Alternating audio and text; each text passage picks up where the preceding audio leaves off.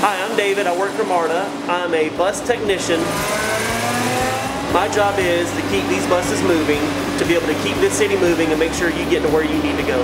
I like the job. I've had a lot of family members work for MARTA throughout the years, and I'm proud to be carrying on the tradition. Here at MARTA, we're working very hard to install several features in the bus to keep you safe, such as our new anti-microbial air filters.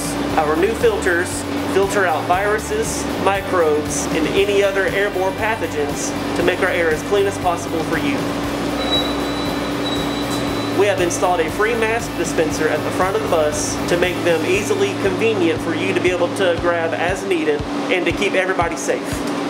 And we're also installing new barriers to help protect our drivers and our customers to keep operations going during the pandemic. We have also installed these barriers to be able to resume front door operations and fare collections to keep these operations in service in the future. I enjoy having this job during these hard times to be able to make sure that I can get you to your job safely. My name is David, and I'm proud to be a MARTA hero.